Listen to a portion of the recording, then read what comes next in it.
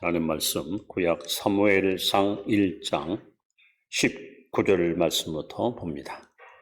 구약 성경 409페이지입니다. 사무엘상 1장 19절부터 28절까지 교독합니다.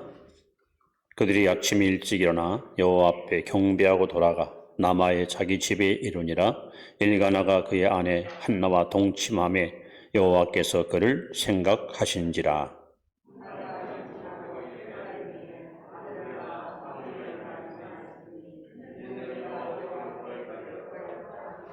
그 사람 엘가나와 그의 온 집이 여호와께 매년제와 소원제를 드리러 올라갈 때에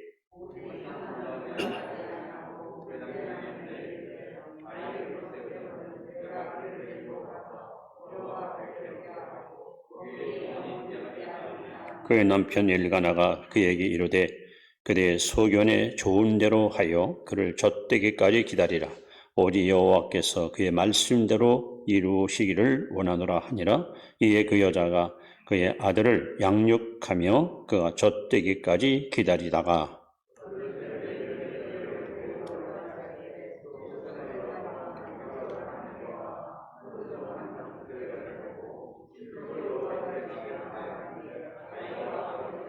그들이 수술을 잡고 아이를 데리고 엘리에게 가서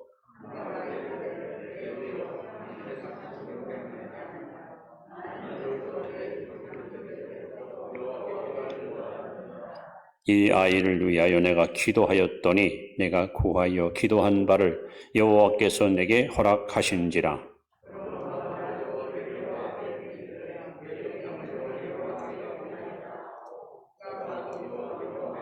경배하니라. 아멘. 올 한 달 동안 행복하시기 바랍니다. 인사합시다. 오늘은 더욱 행복하시기 바랍니다. 그리고 제일 중요한 거 하나 더 합니다. 점심 맛있게 드시기 바랍니다.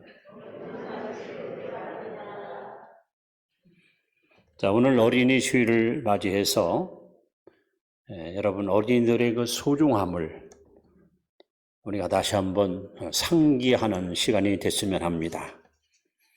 자, 오늘 한나라는 여성이 하나님 앞에 정말 통곡을 하면서 소원하며 기도합니다. 내게 아들만 주신다면 이 아들을 하나님께 바쳐서 하나님을 위해서 귀히 쓰임받는 아들로 키우겠다. 한 여인의 한 맺힌 탄식의 기도는 하나님의 마음을 움직였고 하나님은 그의 기도를 들으사 사무엘이라는 큰 인물을 선물로 주었습니다.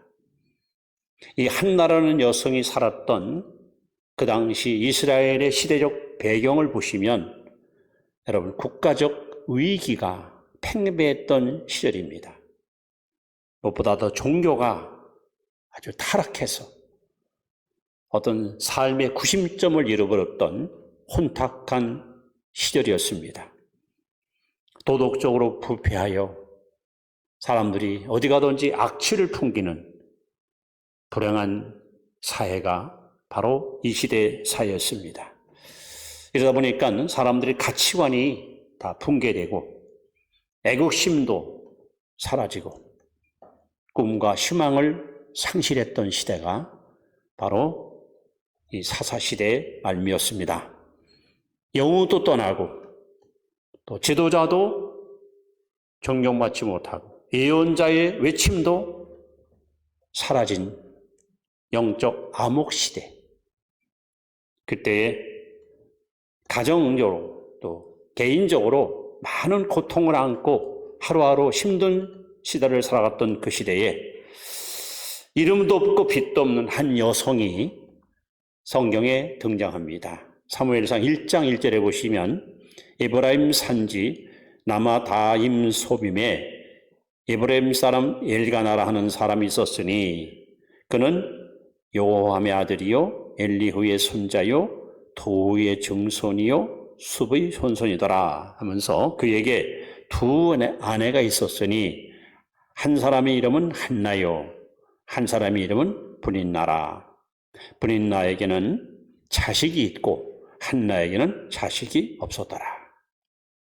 아주 평범한 여자, 이름 없는 한 시골 마을에 시집 와서 남편과 살지만 자식이 없어가지고 결국 대를 이을 후손이 필요해서 후처를 얻어서 그 여자는 브릿나인데 이 첩은 아들을 낳았지만 본처에 있는 한나는 자식을 낳지 못해서 정말 너무 힘든 인생을 살았습니다.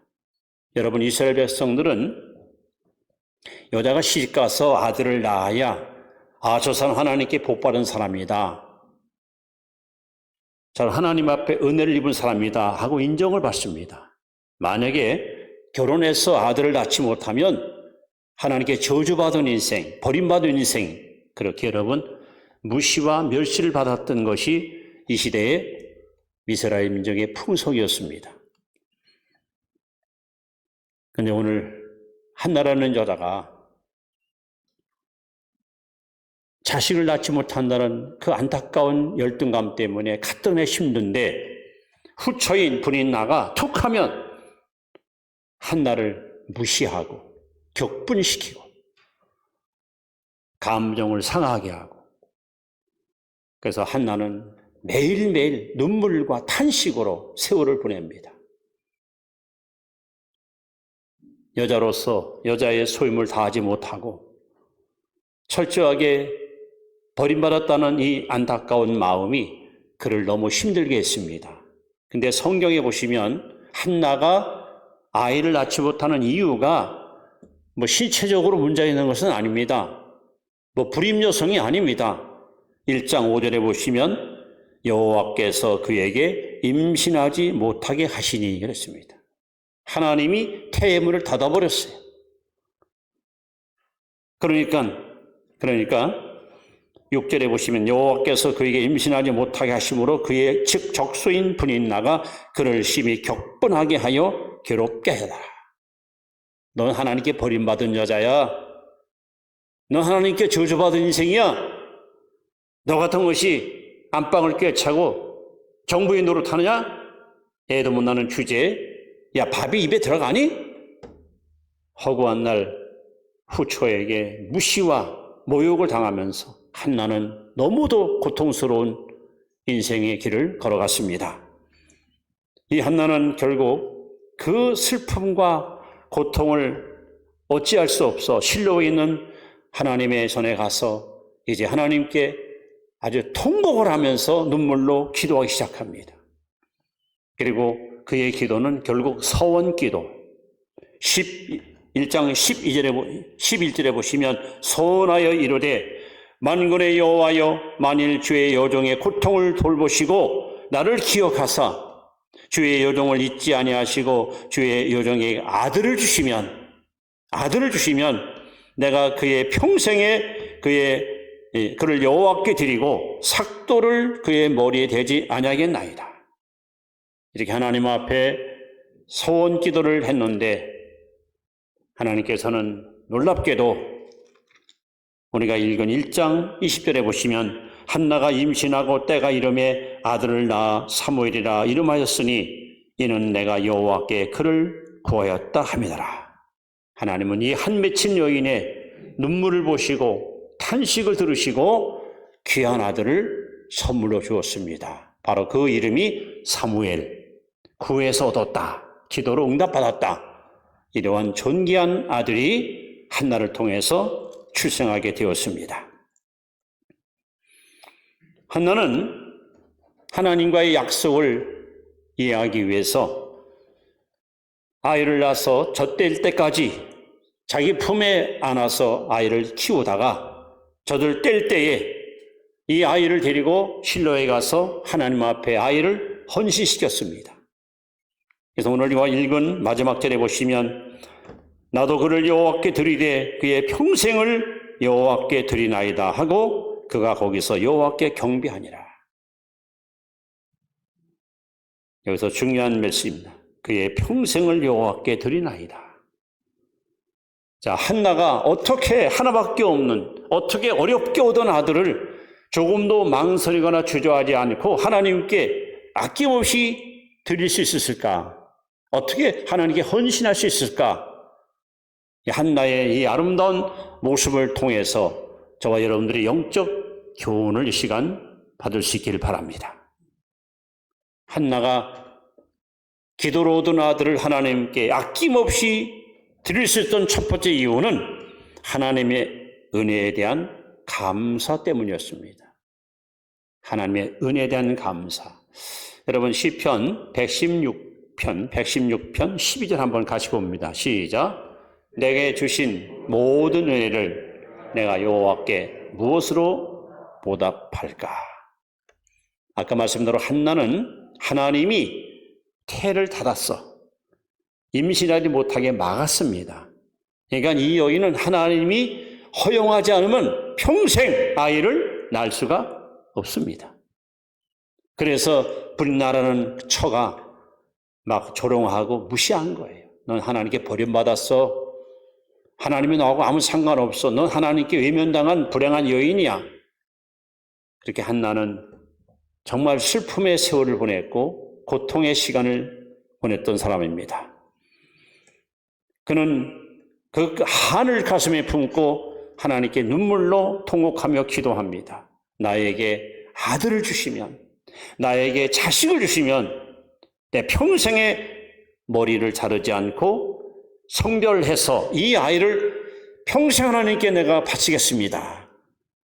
결국 그 서원대로 하나님은 한나에게 아들을 선물로 주었습니다. 결국 이 한나의 기도를 통해 얻은 사무엘은 인간의 어떠한 방법과 노력으로 얻은 것이 아니라 하나님이 주신 선물이기 때문에, 그래서 한나는 주저하지 않고 그 아들을 하나님께 바칠 수가 있었습니다.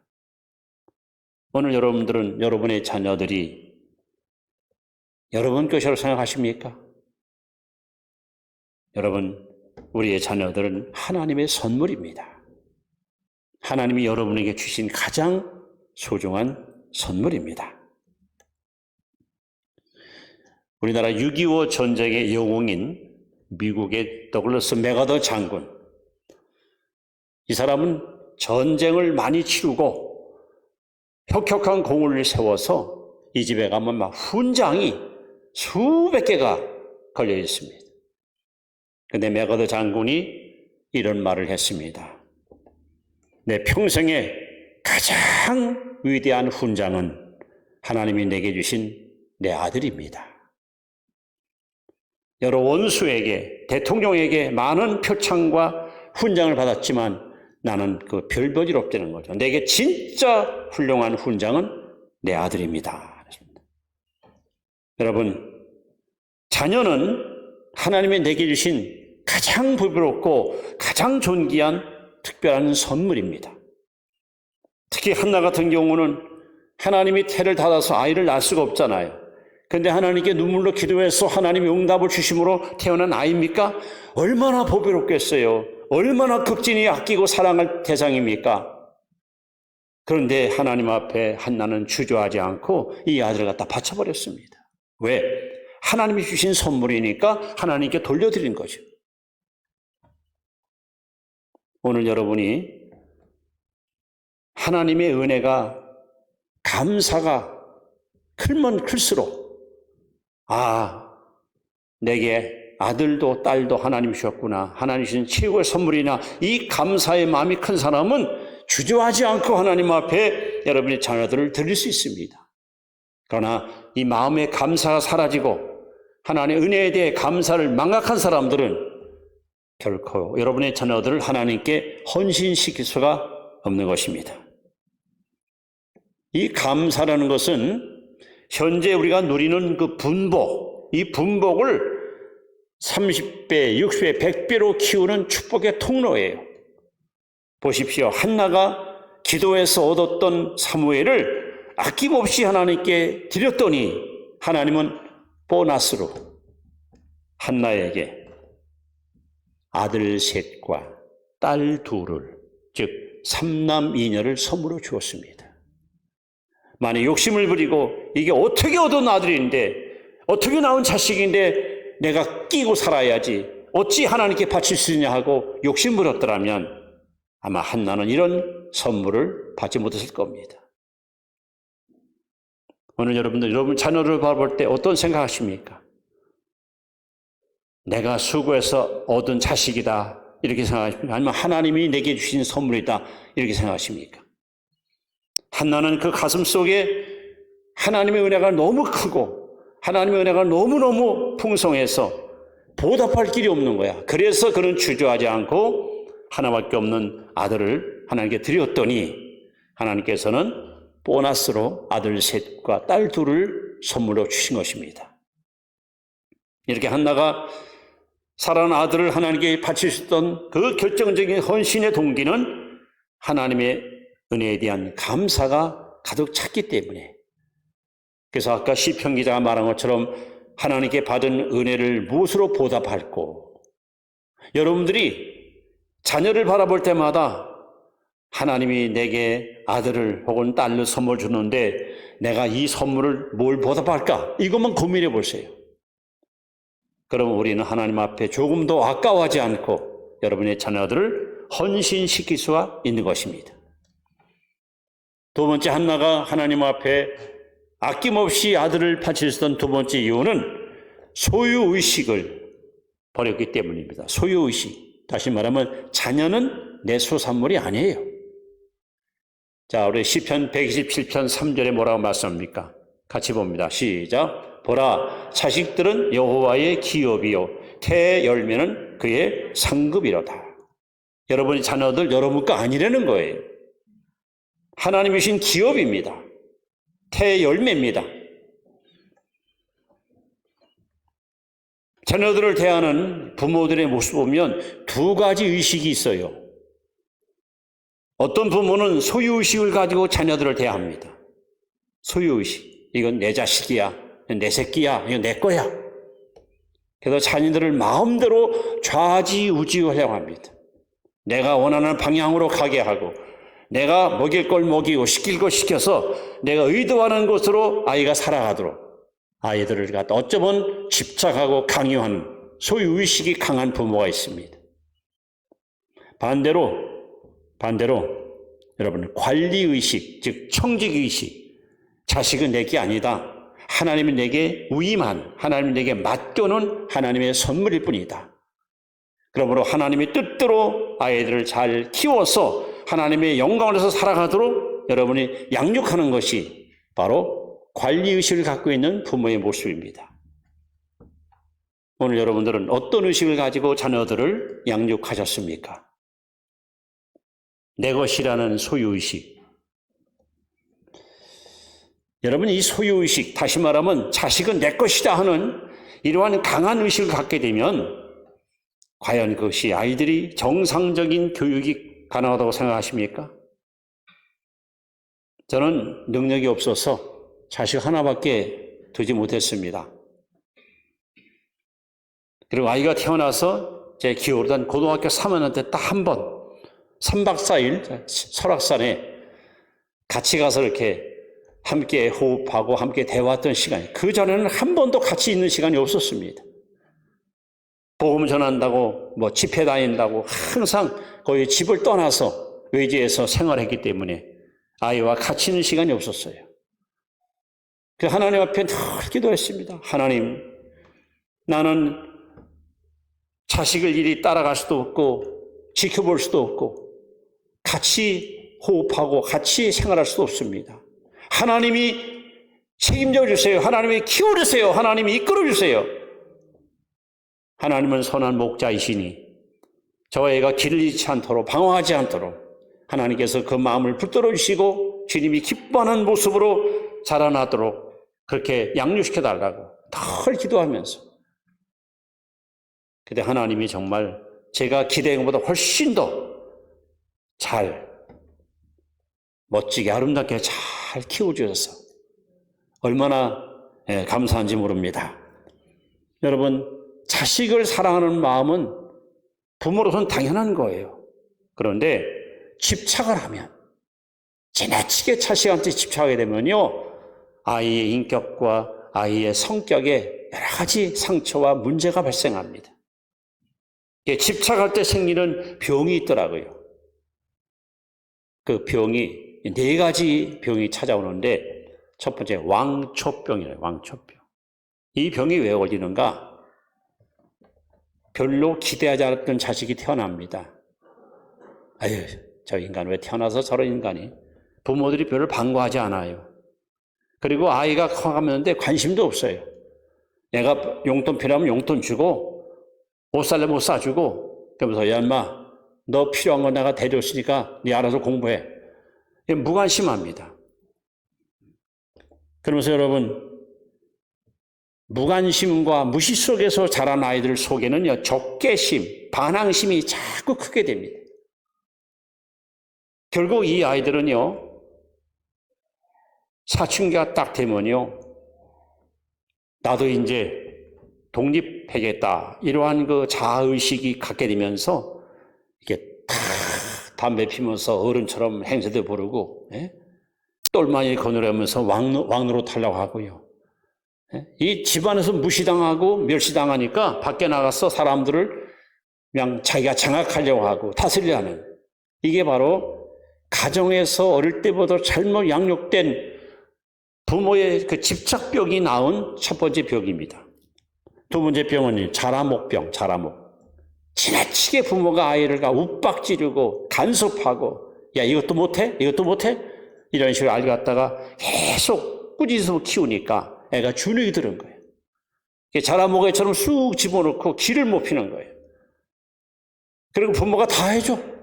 나중에 결혼해서 막 가서 그냥 김장도 담가주고 뭐 시집가도 그냥 쫓아가서 뭐 다 못 해주고.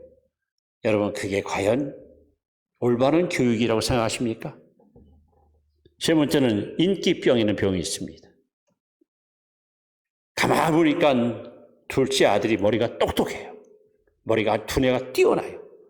아버지는 평생의 꿈이 법관이에요. 법관. 그래서 내가 모지른 꿈을 자식한테 여러분 강요합니다. 너는 필요 없어 인마 서울대 법대 들어가야 돼. 아빠가 얼마든지 너를 미룰 테니까 열심히 공부해서 아빠의 한번 한을 좀 풀어다오. 또 어머니는 딸미가 아주 키도 크고 174 키가 얼굴도 이쁘고 또 그냥 아주 마스크도 그냥 굉장히 윤곽이 뛰어나. 그럼 어머니 꿈이 뭐냐? 미스 충남 진이 꿈이었어. 근데 그 꿈을 못 이루었어. 딸한테 그걸 기대합니다. 너 내가 못 이룬 꿈을 내가 이루어서 엄마의 하늘을 풀어달라. 이런 부모들은요. 사람들 보는 앞에서는요. 굉장히 자식을 자랑합니다.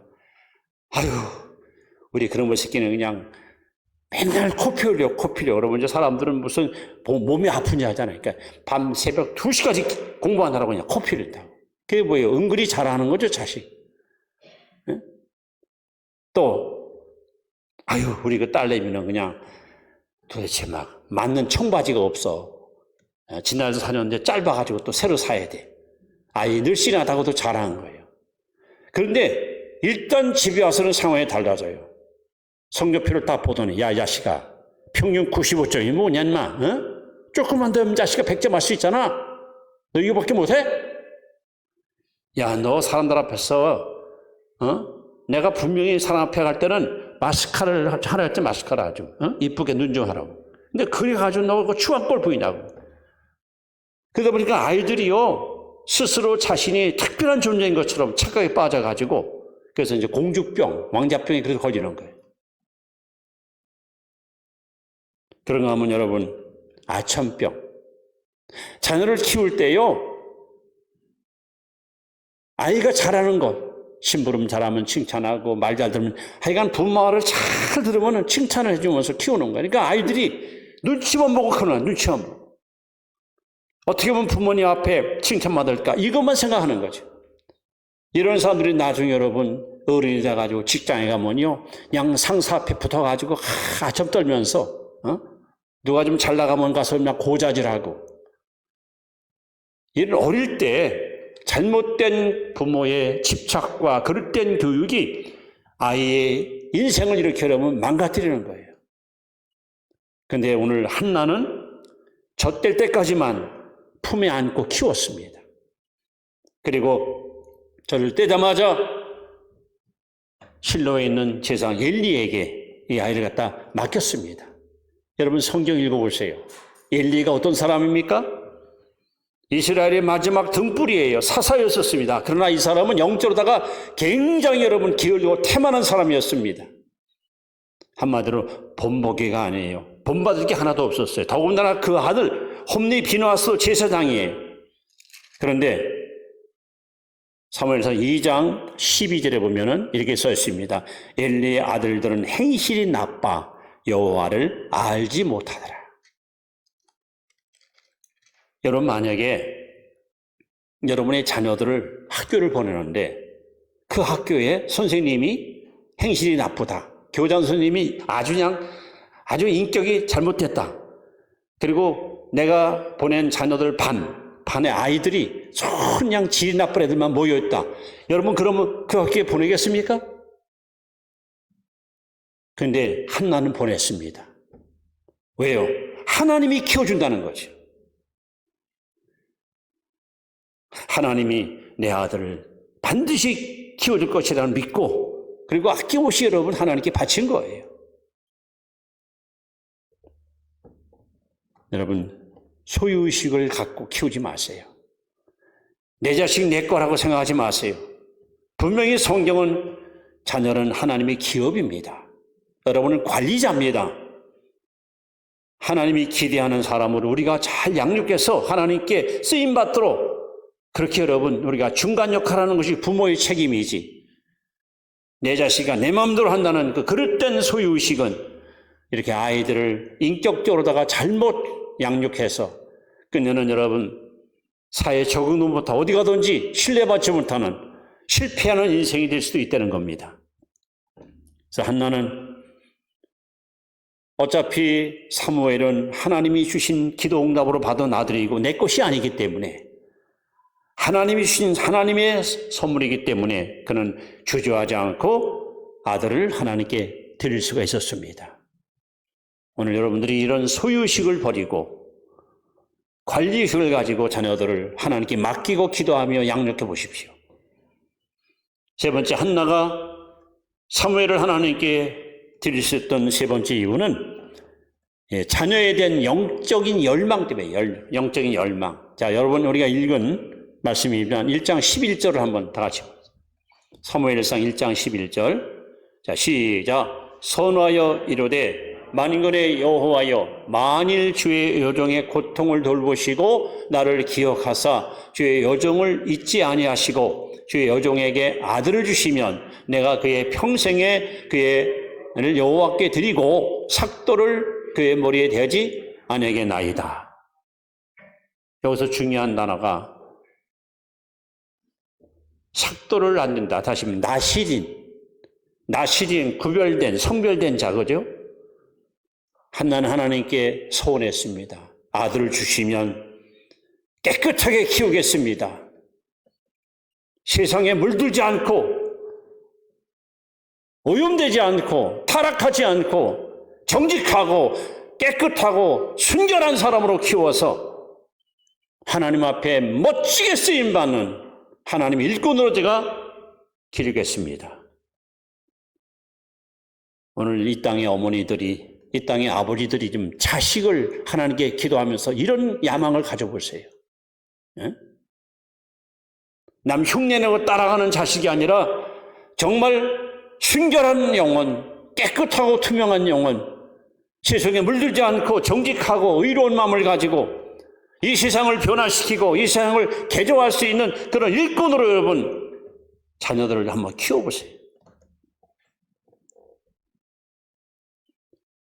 이스라엘과 우리 한국의 차이점이 뭔지 아십니까? 유대인들은요, 자식이 5이건 10이건 자식 중에서 제일 똑똑하고 제일 정직하고 제일 깨끗한 아들을 하나님께 바칩니다. 그런데 우리는 안 그래요. 자식 중에서 잘난 놈, 똑똑한 놈은 어떻게든지 성공해야 되고 어떻게 출세하는 길로 가게 하지. 하나님께 바치는 사람 없습니다. 심지어 교회 직분자들조차도 아빠 나 신학교 가겠어요. 야야 무슨 소리야? 네가 왜 거기 와? 그런 소리 마라. 너는 서울대 가야 돼. 너 경영학과 가가지고 아빠 사업을 이어받아야 돼.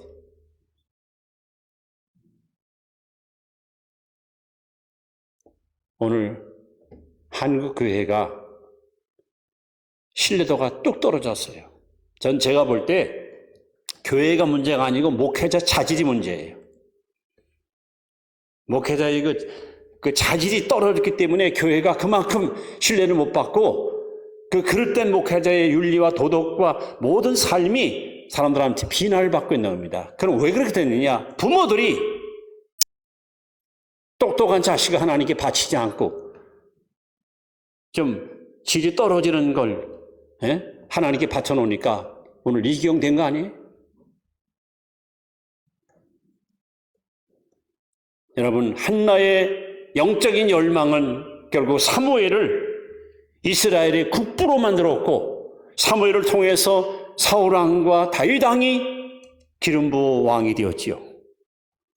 그야말로 이스라엘 정치 역사 속에 획을 그었던 위대한 인물. 심지어는 여러분 사무엘상 12장 23절에 보시면 사무엘은 온 백성 앞에서 선포합니다. 나는 평생에 너희를 위하여 기도 쉬는 죄를 범치 않겠다. 어머니의 탯줄을 타 기도를 공급받았던 사무엘은 평생에 무릎으로 살았습니다. 기도로 살았습니다. 그리고 이스라엘의 모든 영적인 흐름을 완전히 이끌어가는 그야말로 영성의 대가로 하나님께 쓰임받았습니다. 오늘 여러분 자녀들에서 영적인 이런 야망을 갖고 계십니까? 하나님, 우리 아들을 하나님께 바치겠습니다. 이 아이가 세계를 변화시키고 역사를 바꾸는 인물로 쓰임받게 해달라고. 우리 딸 하나님께 바치겠습니다. 이 아이를 통해서 하나님 영광이 나타나게 해달라고. 여러분 그런 영적 야망 갖고 키워보셨습니까? 18세기 영국은 산업 발전과 함께 빈이쁜 빈부, 돈 많은 사람은 많이 벌고 가난하면 더 가난해지고 18세기 영국 산업붐과 함께 여러분 술집이 너무 많이 생기고 타락과 부패와 부정이 난무하여 온통 영적으로 어두웠던 시절에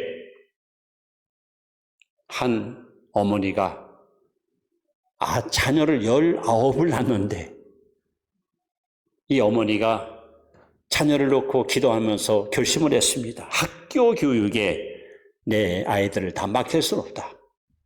그래서 시간을 짜놓고 한 아이를 1시간씩 하루 교육을 시키는 거야. 기도해주고 성경 가르치고 삶의 도리를 깨우쳐주고 그래가지고 털 아이들을 품에 안고 기도하면서 19 아이들을 정말 신앙으로 너무 잘 키웠어요.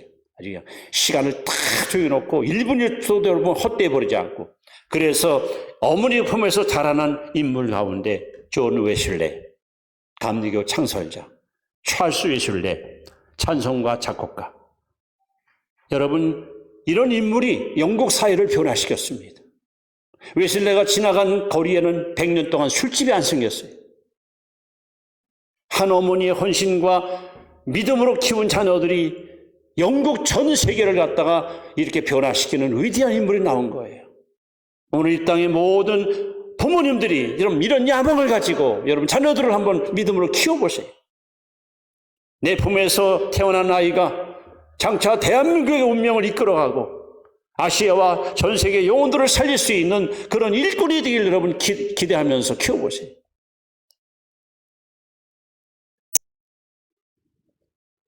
그런 영적인 야망, 한나의 이 소원은 그대로 성취되었고 바로 웨슬레 어머니 수산나의 그 눈물은 이렇게 자녀들을 위대한 인물로 키웠습니다. 어린이 주일입니다. 여러분의 자녀들은 여러분 소유가 아닙니다. 하나님이 주신 하나님의 기업이고 하나님의 선물입니다. 기도하십시오. 하나님, 내 아들이, 내 딸이, 내 손자가 혹은 내 후배가 혹은 내 자녀들이 이 시대를 변화시키는 역사의 주인공으로 큰 인물로 하나님께 쓰임받게 해달라고. 그래서 여러분의 집안에서, 여러분 가문에서 정말 기둥 같은 굵직굵직한 인물들이 많이 배출돼요. 이것이 우리가 이 땅에 살면서 우리가 할 수 있는 가장 멋지고 보람된 아름다운 성공의 모습이 아닙니까? 바라기는 우리 교회에서 자라는 어린아이들, 여러분 가정에 자란 여러분의 자녀들이 정말 역사의 획을 긋는 큰 인물들이 계속해서 배출되는 축복이 넘치게 임하기를 축원합니다. 그리고 기대합니다. 기도하겠습니다.